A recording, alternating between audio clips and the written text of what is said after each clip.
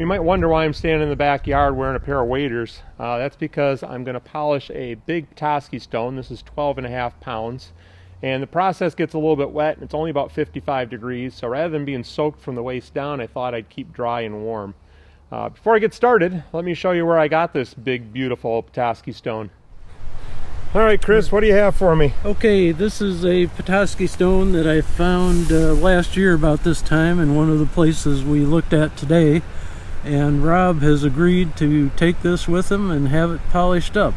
I had originally thought about polishing it, but it was more work than I wanted to do. So, and you need the tools for this, and I think I have them and you don't. That's right. And I figured if I did buy a hand grinder, it would be the only rock I would ever polish with it. So, all right. Well, I will give it a try, and it'll come back a little bit smaller, but shinier. That's good. Let's take a little closer look at this before I dig into it. Chris thinks this has really good potential, and I agree with him. It's hard to know for sure until you really kind of get into it, but we're going to find out.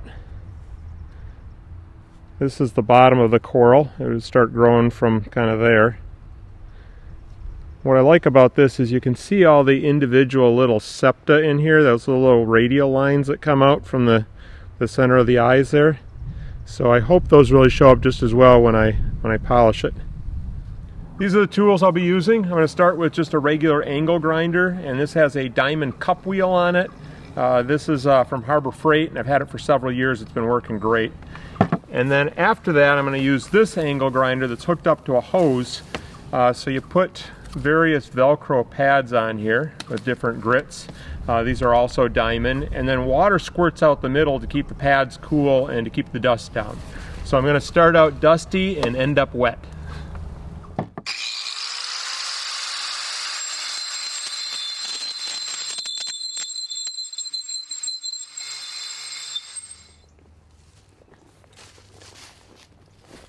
Well, after about 45 minutes of grinding, this is no longer 12.5 pounds. It's still really big, but there were a lot of really, really rough spots I had to go pretty deeply on. Partially just parts that stick up too high. You can't get in next to them. You got to grind down so that you can get the grinder into the low spots. So the next stage is going to take a while also, and then after that it should go pretty quick.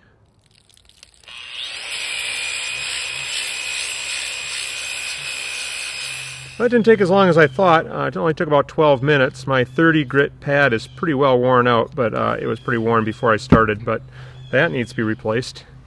And here's the rock. So now I know that this is going to be at least decent and maybe really good. You can really see the definition and the pattern are well. So I am encouraged to move on. 50 grit next. I will list all the pads, the different grits that I used in the description of the video if you want to know what I'm using. I just tried this off, which allows me to see any spots that I've missed. And I'll start doing that between every sandpaper grit from now on. But I can see some low spots that need to be ground out. That one's probably not going to be able to be ground out because it's a bad spot in general, but I might try a little bit. There's one. So I'll circle those in pencil so I don't lose them when it gets wet again. And I'll go back and hit those. Even some scratches, you can see when there's really bad scratches that'll be harder to take out with the next grit. I just finished with the 400 grit pad. Coming along nicely. Has some kind of dead eyes in there, some muddy ones, whatever you want to call them. A little bit of a splatter of stuff down here. And you can see where I've missed spots. Let's see. Somewhere around here there was a bad spot right there. So that's an example of something I wouldn't see when it's wet, but I'm going to go back and hit that. I'm actually going to hit this whole little bottom edge here. But it's coming along really nicely. Okay, 800 grits up next.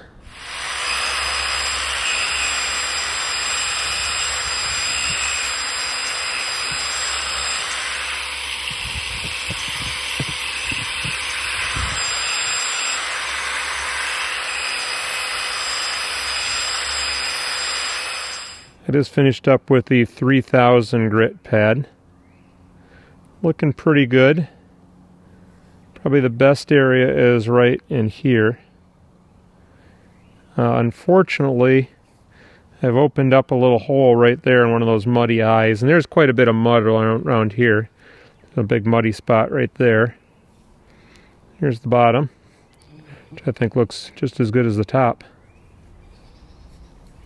So I'm going to try one more thing to get a little bit more polish, a little bit more shine out of this. I'm going to use aluminum oxide polish on a wool pad. And we'll see how that works. I don't know if it'll work or not.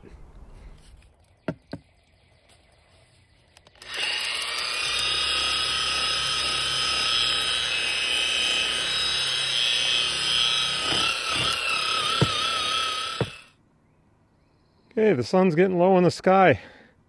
I've been at this for, I don't know, about 6 hours, 6.5 hours, something like that.